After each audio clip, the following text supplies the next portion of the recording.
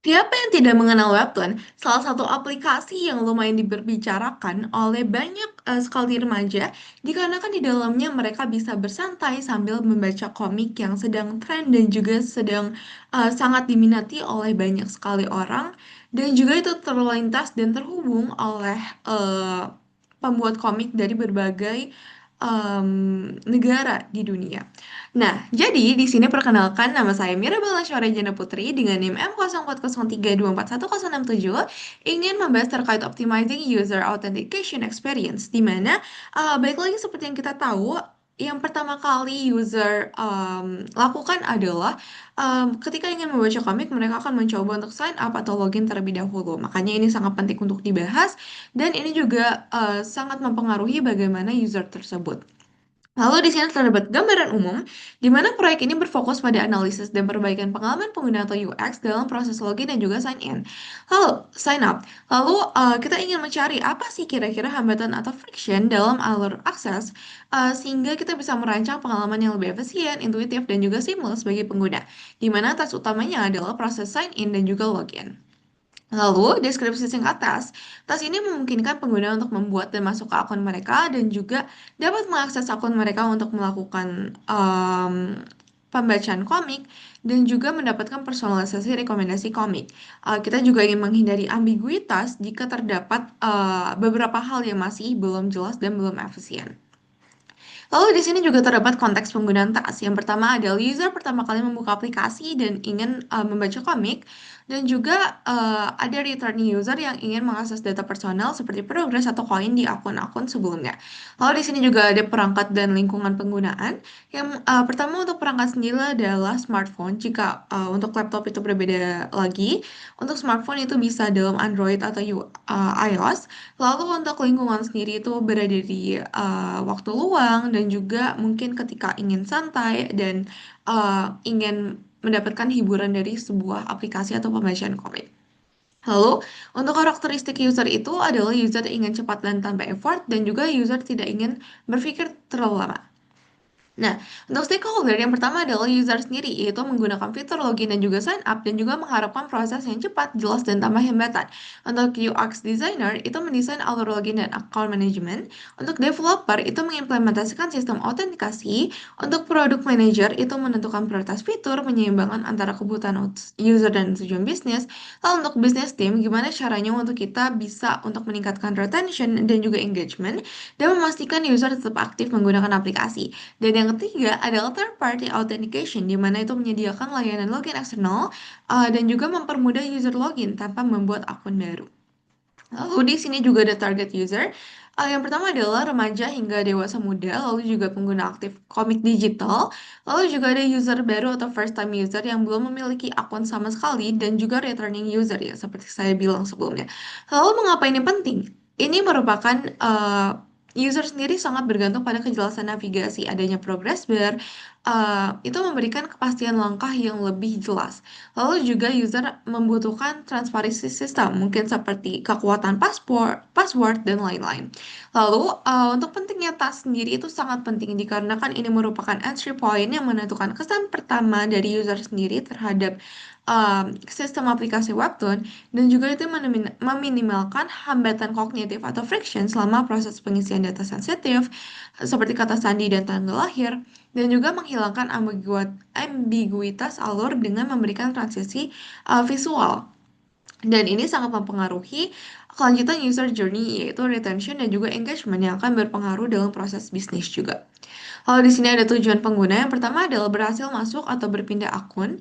Lalu untuk tujuan pendukung itu menemukan akses atau login akun dengan mudah, tidak perlu mencari akun atau menebak lokasi fitur, lalu juga menghindari proses login berulang, dan beberapa hal lain. Lalu di sini ada usability goals. Untuk usability-nya di sini ada 6, ada efficiency, learnability, lalu juga ada error prevention, ada discoverability, ada konsistensi, dan juga ada memorability. Lalu untuk UX goal itu adalah seamless experience, clarity, confidence, comfort, control, dan juga trust, di mana user sendiri ingin datanya itu terasa aman dan juga terjaga. Lalu, untuk masalah atau resiko yang tidak dirancang, itu yang pertama adalah kebingungan alur, lalu yang kedua adalah friction tinggi di entry point. Kayak untuk contoh dua ini, itu ada tombol manual yang lumayan ambigu, lalu untuk friction point itu ada di date picker atau di data diri di aplikasi yang ingin kita kembangkan. Lalu ada inefficiency, jadinya di sini ada ketidakadaan progress indikator. Lalu ada perilaku workaround, jadi validasi pasca submit. Jadi ini lebih ke arah validasi kata sandi dan juga error gitu. Lalu untuk frustasi dan negative experience itu sebenarnya untuk di aplikasi sebelumnya lebih ke arah ketidakadaan personalisasi. Lalu di sini ada interview planning yang saya sudah lakukan di masa UTS adalah pencarian narasumber dengan confidence sampling. Jadi saya mengambil orang-orang terdekat dengan target 3 orang. Lalu untuk goal sendiri itu mengetahui bagaimana pengguna dalam mencoba task yang saya ingin ambil dalam aplikasi dan menerima feedback sehingga saya bisa melakukan perbaikan dan POV. Lalu di sini ada empty map, ada dari here's, yes, dan juga say and does dengan feel. Selalu untuk here's di sini terdapat dengar dari teman, katanya Webtoon banyak banget pelan cerita dan trennya gitu.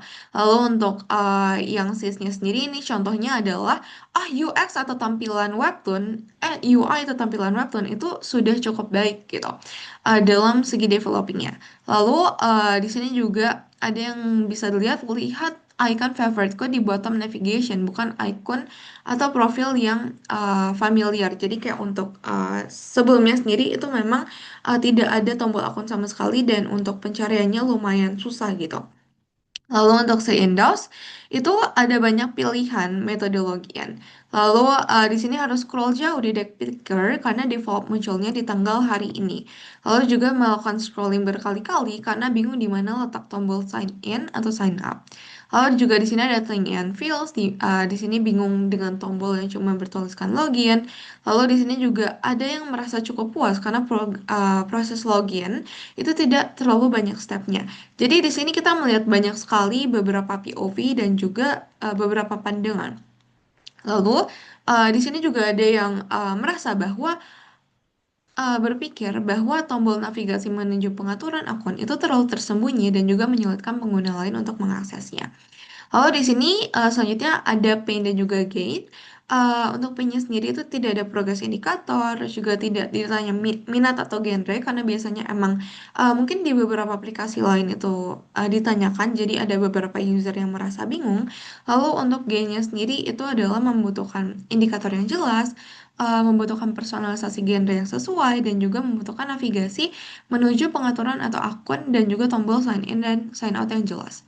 Maka dari situ, di sini kami lebih ke arah memfokuskan pengembangan di bagian sini. Lalu, selanjutnya di sini ada prototyping design system. Ini juga untuk link Figma-nya. Dan juga untuk beberapa LKP sebelumnya itu saya lampirkan di page terakhir. Ini untuk prototyping design system. Mungkin saya izin untuk share screen. Di bagian sini kita bisa lihat bahwa ini contohnya. Lalu di sini salah satunya adalah saya ingin mencoba untuk masuk dengan email. Lalu di sini kita bisa untuk mengisi alamat email dan ada banyak banget orang-orang atau remaja yang mungkin saja kebingungan apakah email ini sudah terdaftar atau belum. Makanya kita di sini memberikan pemberitahuan. Jika belum tahu punya akun atau belum, pilih salah satu di atas. Kami akan cek secara otomatis. Jadi kita masukin, lalu mungkin kita akan cek daftar. Nah, kalau misalkan ternyata emang belum terdaftar, ini akan muncul di bagian sini. Lalu kita akan buat kata sandi, dan kata sandinya itu dalam langsung tertutup ya. Jadi kayak takutnya kalau misalkan ada yang ingin buat kata sandi di luar itu sudah aman.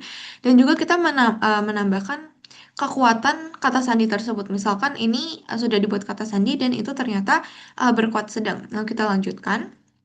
Lalu, di sini kita punya date picker dan untuk date picker itu kita bikin emang dari rentang atau tahun lahir remaja gitu. Jadi kayak kita pilih yang 2006 dan kita milih yang seperti ini sehingga date pickernya itu nggak yang terlalu scroll ke bawah banget gitu. Jadi kalau misalkan ingin scrolling agak lumayan enak gitu karena emang scrollingnya itu per masing-masing. Jadi kayak per masing-masing tanggal, per masing-masing bulan, dan per masing-masing tahun. Lalu di sini ada atur nama panggilan dan juga di sini ada pemberitahuan terkait konsen. Lalu di sini ada setujuan dan daftar. Dan yang baru adalah di sini kita juga ada pilih minat yang sangat-sangat cepat gitu. Jadi kayak kita bisa milih misalkan kita ingin romance dan itu dan juga kita bisa lewati. Lalu kita klik selesai dan di sini adalah tampilan berandanya yang lebih dibikin neat dan juga lebih dibikin ada pembaharuan lah. Lalu di sini kalau misalkan kita pencet akun akan seperti ini. Jadi nanti bakal ada akun dan juga di sini bisa nge-switch account juga. Jadi jika di sini kita ingin klik itu langsung ke switch. Namun di sini sayang sekali saya lupa menambahkan tambah akun. Namun seharusnya ini di bawah sini bisa melakukan tambah akun. Lalu di sini juga terdapat favorit. Jadi misalkan ada romantis, ada aksi itu bisa di adjust juga. Lalu di sini juga ada pemberitahuan terkait episode yang update atau uh, episode terakhir yang kita baca. Lalu di sini adalah tombol pengaturan.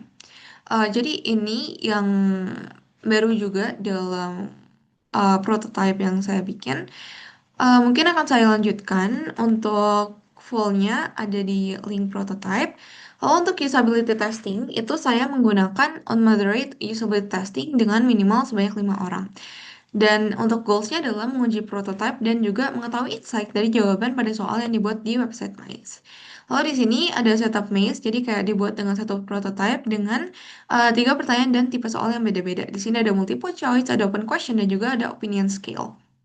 Lalu, di sini kita juga mendapatkan responses itu 8, dan untuk succession rate itu kita ada di 100%, di mana user berhasil masuk ke goalsnya semuanya tadi beranda, untuk drop off-nya itu 0%, dan juga di sini ada misclick rate-nya itu lumayan tinggi, di sekitar 45,1%, di mana mungkin saja beberapa pengguna merasa bingung di mana harus kliknya, dan di sini untuk jawabannya, itu yang pertama adalah pertanyaan terkait em, status alur yang ada 6 orang yang menjawab sangat jelas yaitu karena ada keterangan atau pemisah yang tegas antara tombol masuk dan daftar tapi ada 2 orang yang agak bingung tapi kita tidak menemukan sama sekali yang tidak jelas sama sekali. Lalu, di sini bagaimana pendapatmu mengenai proses pengisian data diri? Di sini ada yang bilang kayak di sekitar 50 sampai 70 itu positif. Lalu di sini juga ada responses. Di sini dibilang kalau misalkan terasa lebih cepat dan informatif karena diajari step by step, mudah dipahami juga sehingga bagus sekali. Lalu di sini juga ada sedikit kendala. Iya cepat dan informatif dan juga pengisian cepat dan informatif karena ada tanda hijaunya juga. Lalu di sini juga ada pengisian data diri bahkan tidak ada. Jadi langsung masuk ke email. Jadi di sini bisa dibilang ini agak lumayan respon yang positif dan negatif karena memang kalau misalkan pengisian data diri tidak ada karena memang langsung login gitu. Jadi kayak kalau misalkan memang sudah punya akun itu akan langsung untuk masuk. Lalu di sini juga ada komentar positif juga pengisian cenderung sedikit di mana memang salah satu goals yang kita pengen capai adalah pengisian efisien dan cepat gitu. Lalu di sini ada testing result seberapa membantu kehadiran halaman pilih minat dan ada 63% yang menjawab 5 yaitu sangat membantu, 4% yang mungkin merasa biasa aja dan 1% yang merasa netral gitu. Lalu, di sini ada hasil analisis, ada halaman aplikasi ketiga atau Google itu tidak muncul dalam dalam prototype karena memang terlewat dan juga sebenarnya untuk Google sendiri itu kan pakai istilahnya bantuan ketiga gitu. Jadi kayak secara tidak langsung kita tidak bisa mendesain ulang karena memang tampilan Google atau Google Picker itu akan selalu sama. Jadi di sini saya secara tidak langsung itu melewati, tapi memang bisa langsung menggunakan Google juga. Lalu di sini juga misclick itu kebanyakan dikarenakan user mencoba untuk memasukkan nama atau date. Dan sebenarnya untuk di prototype itu ada beberapa halaman yang tidak bisa di auto click.